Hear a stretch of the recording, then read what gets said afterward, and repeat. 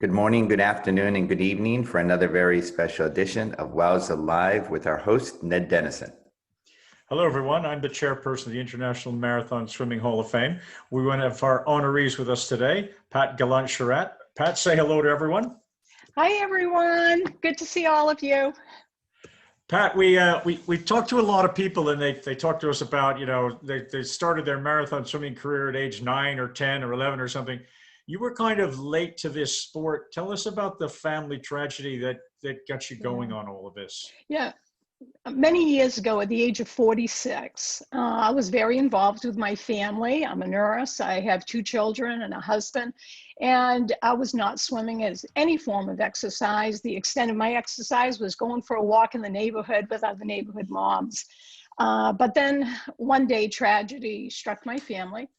My youngest brother, at the age of 34, died suddenly of a heart attack. And he was survived by a young wife, a 3-year-old son, and a large family who absolutely adored him. A few weeks after Robbie had passed, my son at that time was 16, and he was on a high school swim team. And he came up to me and he said he wanted to swim the Peaks to Portland. And that's a 2.4 ocean mile swim here in Maine. And he wanted to swim it as a tribute to his Uncle Robbie. And I was very touched by that. And I said to Tom, "That's so sweet. I wish I could do the same." And he looked at me and he says, "Well, Ma, you can if you try." And I wasn't expecting him to say that because I was the spectator mom. I'm the mom that brought him to his track meets, his soccer meets, his swim meets. But I decided I was going to take the challenge. And even with a great fear of the ocean, I decided I was just going to do it one time, and that was it. So I trained for about a year. And I can remember that very first Peaks to Portland. I stood there among all these young, slender athletes, and I just got so overwhelmed. I remember saying, "Pat, what the heck did you get yourself into?"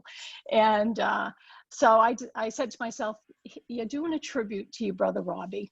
Just swim it, and this will be the very last open water swim that you do." And what happened at the halfway mark, something clicked. Something about being in the open water, and it was such a beautiful swim. It was very calm that day. I had no swimmers around me because they were probably all at the finish line. And it was peaceful, and I loved it, and I decided I was going to do it again. Of course, you know that all open water swims are peaceful, dead calm. Tell us about the next decade and how you kind of crept up to this marathon nonsense. Okay, well, what happened, I did the Peaks to Portland 3 years in a row. And by then, I was getting into my early 50s. And as a nurse, I never expected that someone in their 50s, that their endurance could significantly improve. But that's what happened in my case. After about 3 years of swimming the Peaks, I noticed that I didn't get tired at all after swimming 2.5 miles. So I decided I was going to swim a further distance. So I trained for another year that I was going to swim double the distance, and I decided on Big Sebago. And when I finished, I wasn't tired. It took me about 3.5 hours. And I remember saying to my husband, I said, I think I can do this again. So I trained for another year, and I did a 2-way crossing. And by then I was like 52, 53. And that was the moment I recognized that I was an endurance athlete. And I remember turning to my husband and I said, "Geez, I wonder what I could do next." And he said, "Well, why don't you try the English Channel?" And it's like, "Oh, okay." But don't forget, back in those days, I didn't know any marathon swimmers. So I was self-taught. I had no coach. I learned by my mistakes, and I had a lot of them. And so I just continued to train, and I, went out, and I think it was 2008, and I was in my late 50s to do my first attempt of the English Channel. And at that time, that was my only thought, was just to do the English Channel, and I didn't have any other marathon swims really, on my plate at that time. But things quickly changed. Tell us about the last 10 minutes of your English Channel attempt.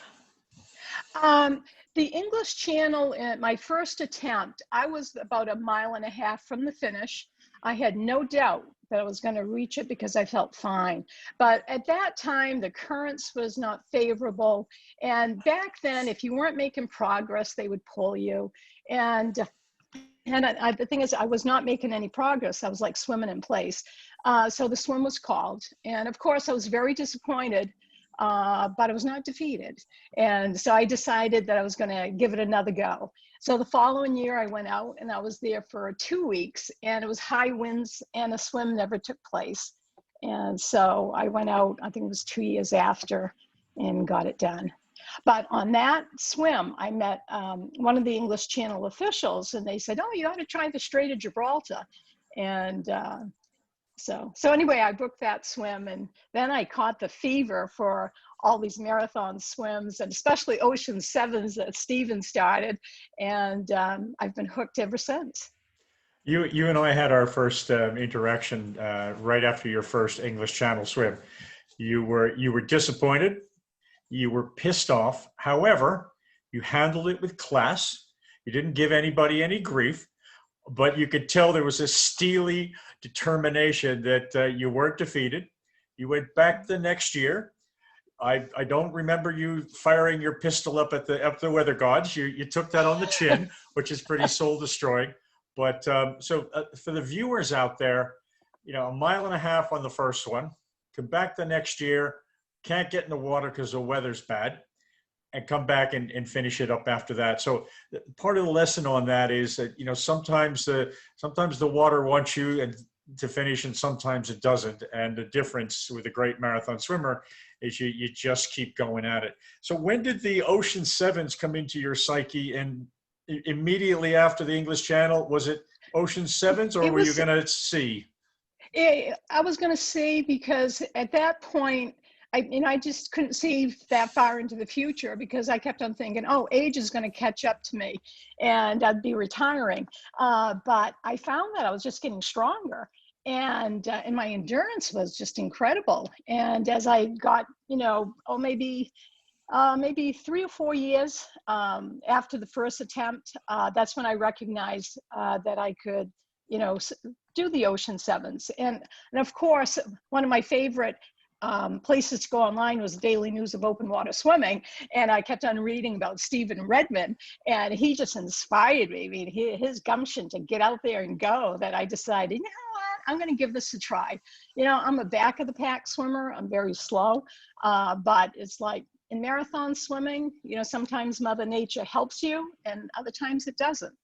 And just like for the Strait of Gibraltar, I'm a very slow swimmer. My English Channel swims have always been around 16 hours, but the Strait of Gibraltar, it was one of the fastest women's time since 1928. I placed 3rd fastest. And it wasn't because I'm a fast swimmer. I was in a heck of a very fast current that was pushing me to the finish line. And so anyway, Mother Nature certainly plays a role.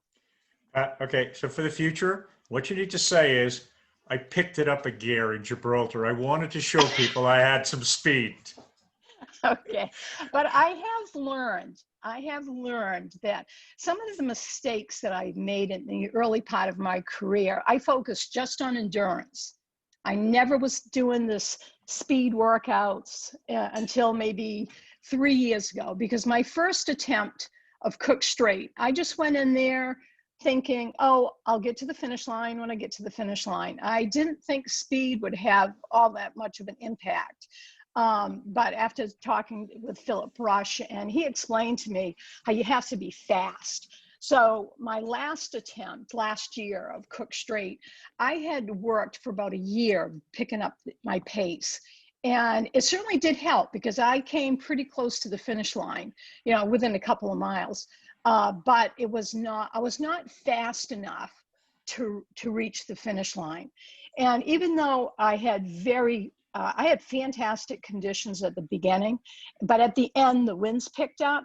But the reality is, if I would have been faster, I would have been successful in Cook Strait. So that day, I was very disappointed. However, I said, you know, you've got to change your strategy. And that's when I decided to lose weight. And in this past year, I have lost weight. I am much faster than I used to be. And I have to prove to myself, and I have to prove to Philip Rush, that I can maintain that pace for a number of hours. But I haven't thrown in the towel yet for Cook Straight, but in due time. But for right now, I'm training 5-6 days a week, and the majority of that is speed work, because I know I have the endurance. And here I'm going to be 70, and right now this is my strongest year in swimming. And I'm really surprised by that, because I really thought at this age, I would really significantly start to decline in my swimming. But I'm not. So I'm pleased with that. You have another 10 years minimum at the top of your game. So you've got a bit of time now. Yes. Yeah. I have a long bucket list of swims. And once this pandemic is over with, it's going to be like, watch out, world. So Pat, one of the things that most impressed me about your record is your accomplishment of the Ocean 6 with one to go was not smooth by any description. You got knocked back on your backside a number of times. Talk to us about some of the disappointments, but most important, how did you pick yourself up, dust yourself off, set your jaw, and keep charging? Well, some of my disappointments, like the North Channel in 2016, I was so close to the finish line. I was within a mile of reaching Scotland, and I didn't make it because the tide changed. But I've learned that in marathon swimming, you have to accept that some things are out of your control. When Mother Nature or tides or whatever happens, you have to adjust to that. And yes, I mean, I was extremely disappointed to be so close. And that was a tough swim. I mean, I got stung every inch of my body from those lion's manes jellyfish. But I knew that if the conditions were right, I would make it. So I said to myself, okay, you know, I kind of just, you know, dusted myself off and said, you know, you're going to go back again because you know you can do it. So I did go back in 2016 and I did make it. And also I changed my strategy because way back then I used to take my breaks like the first hour, then every half hour I'd have a quick carb drink. But I recognized that didn't work for me. So what I had to do was swim for 2 hours and then take my first carb drink, and then every hour afterwards. And that pattern, I trained with that pattern. So I was accustomed to it on the day of the event. And that certainly has helped out by shortening those feeds and the times. But with any marathon swim, you know that there's always an element that you may not succeed. And but you just have to love the sport and just go back and do it again. Such is life. A couple of things for viewers. The first one is our sport accommodates swimmers of all speeds. There are at least 2 things that speed can help you with. The first thing it can help you with is when the current is against you and you've got speed enough to beat it. And the second place where speed can help you is if 10 hours into the swim, the weather just packs up and the wind picks up and the gale comes in. If you had finished it in 9 hours, you might have missed the gale.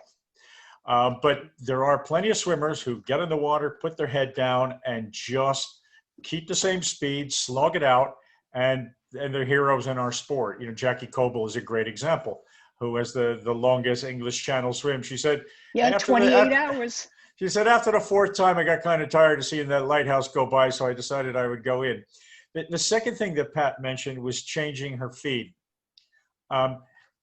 There are 10,000 different feeding regimes out there in the world.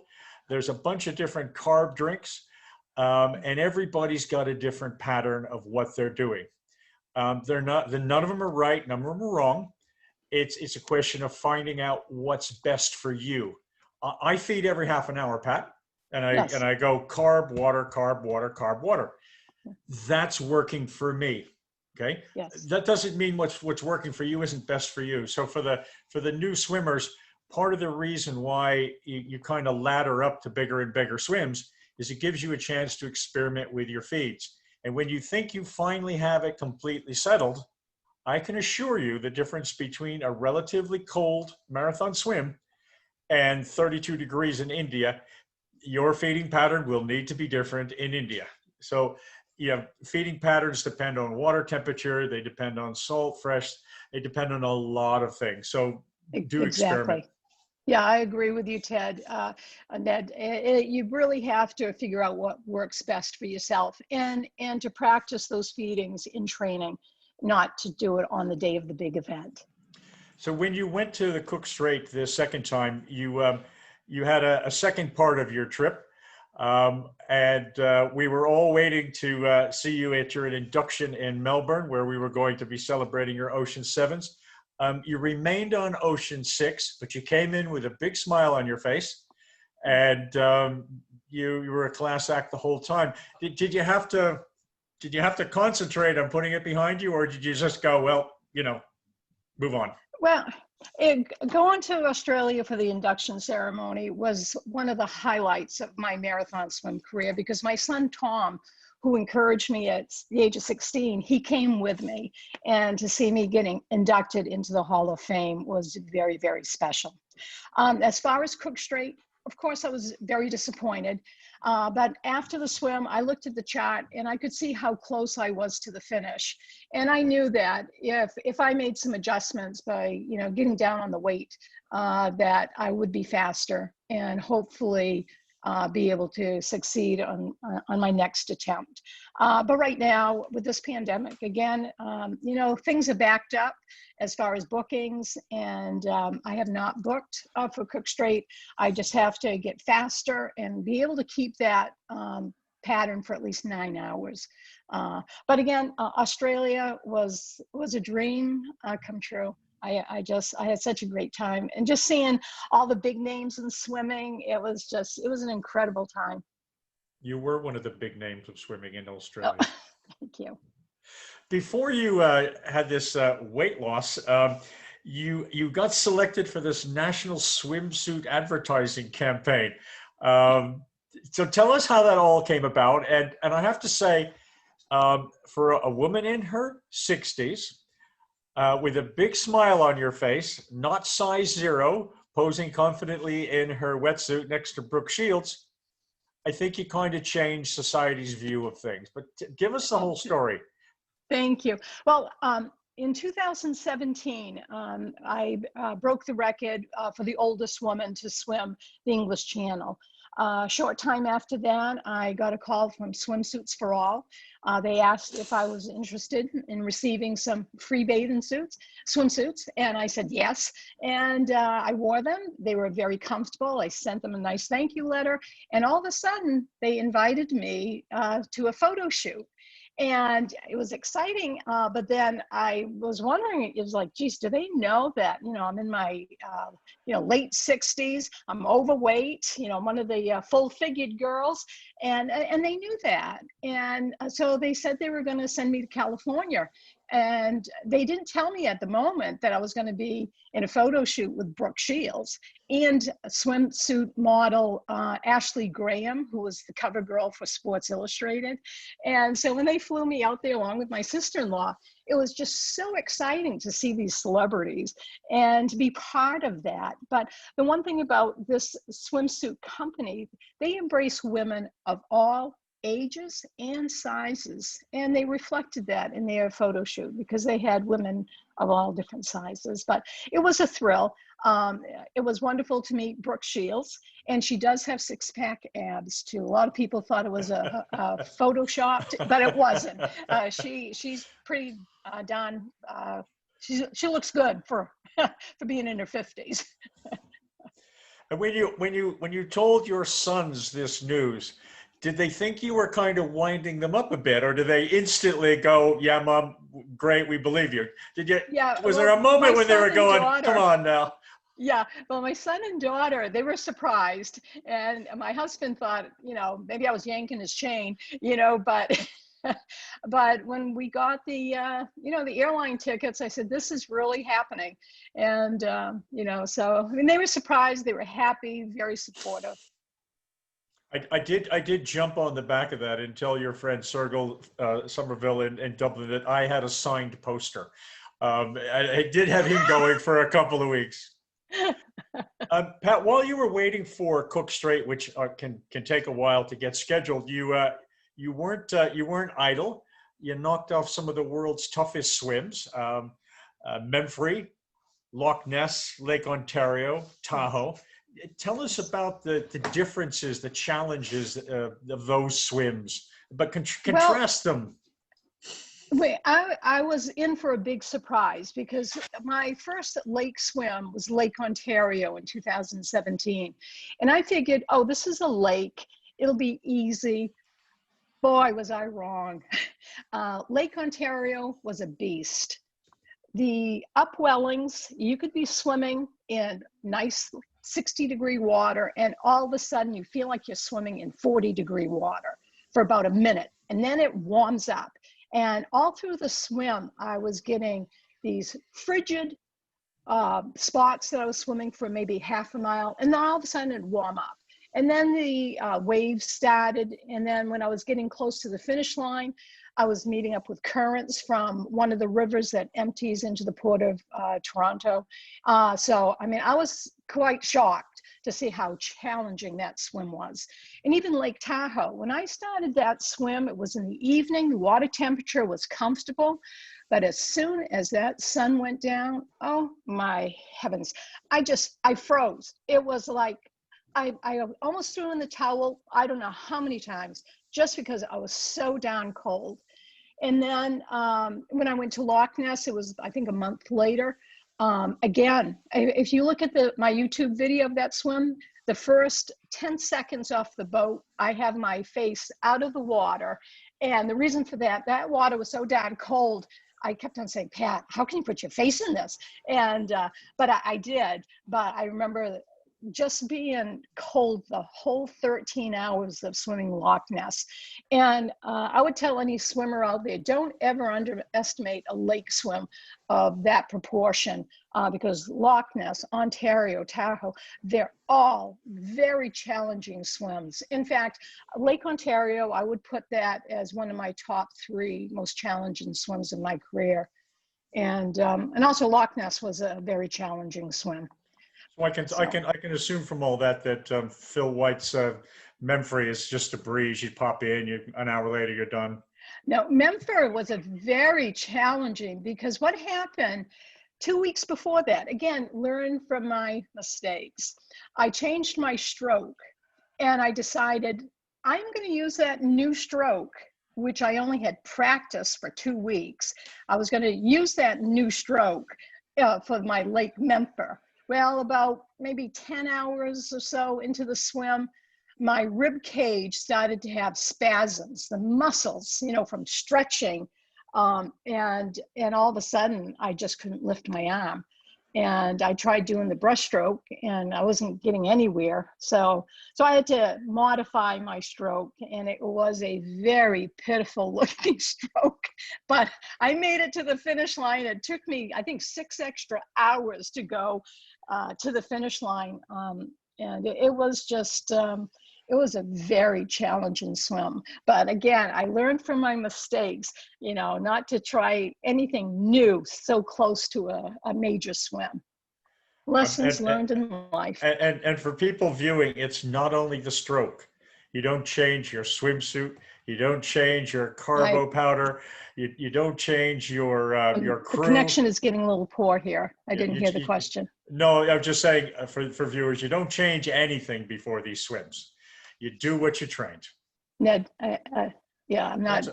That's okay, Pat. Our connection is lost. We can still hear you. Can you hear me? No, I can't hear a question. So what we're going to do is we're going to thank Pat. You look absolutely fabulous with the weight off, Pat. And we look forward to yet another swimsuit edition for your new slimline shape.